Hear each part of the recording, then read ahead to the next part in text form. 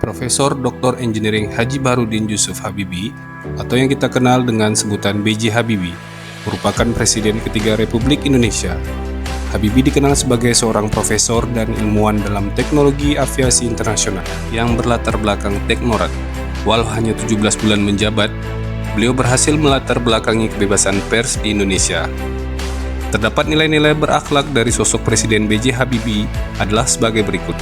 Berorientasi pelayanan dalam mengabdi untuk bangsa dan negara. Pada saat menjadi presiden, B.J. Habibie sangat aware terhadap hal yang sedang terjadi di masyarakat.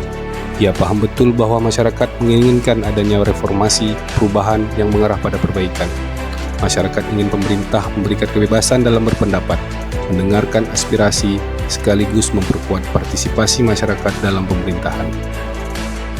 Bapak B.J. Habibie adalah seorang intelektual sekaligus inspirator yang mampu memberikan motivasi kepada seluruh rakyat Indonesia. Beliau adalah salah satu tokoh panutan dan menjadi kebanggaan banyak orang di Indonesia, sebab beliau selalu menjunjung tinggi nilai kejujuran, sikap disiplin, tanggung jawab, serta profesionalitas yang jarang dimiliki oleh pejabat tinggi negara. Habibie adalah orang berkompeten di Indonesia. Sosok B.J. Habibie selalu lekat dengan pesawat. Ia menciptakan crack progression theory atau biasa disebut dengan teori Habibie. Teori crack menjelaskan tentang titik awal retakan pada sayap dan badan pesawat. Teori ini sangat berguna untuk dunia penerbangan. Habibie pun mendapat julukan Mr. Crack karena jasanya ini. Habibie memiliki IQ yang sangat tinggi, yakni mencapai 200. Beliau selalu belajar dan tidak pernah puas mengupgrade kemampuan dirinya.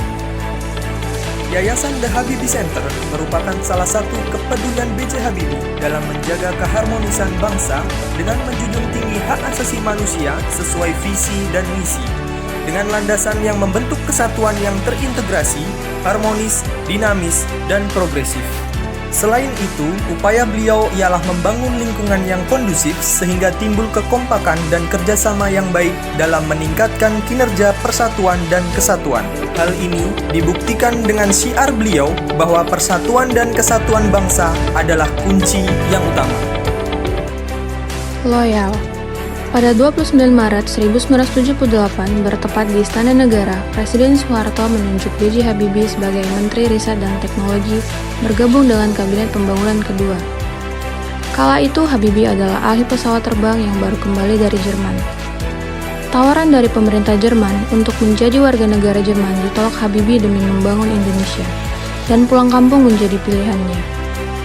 B.J. Habibie setidaknya mengantongi 46 hak paten yang diakui di dunia penerbangan. Salah satunya adalah teori keretakan sayap. Beliau juga bekerja keras membangun ekonomi Indonesia agar kembali berjalan dengan mendapatkan kepercayaan internasional. Seorang pemimpin adaptif mampu melihat tantangan dan peluang serta mengembangkan strategi terbaik untuk mencapai tujuan organisasi. Sikap adaptif ditunjukkan oleh B.J. Habibie di masa jabatannya sebagai presiden. Saat itu Indonesia sedang dilanda krisis moneter. Banyak ekonom tidak yakin Habibie mampu mengangkat ekonomi Indonesia pasca krisis 1998. Namun hasil berkata lain, pemerintahan Habibie justru mampu menjawab pesimisme itu. Habibie menggunakan teknik aeronautika sesuai bidang yang dikuasainya. Usaha Habibie berhasil, perekonomian Indonesia mulai membaik setelah itu. Yang terakhir adalah kolaboratif.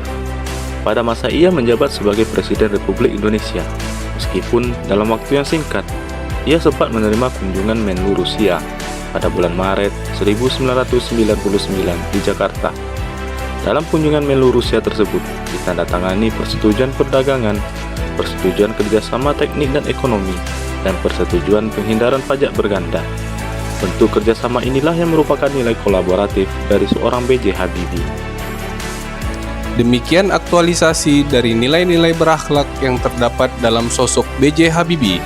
Semoga dapat kita ambil hikmahnya dan kita implementasikan dalam kehidupan sehari-hari.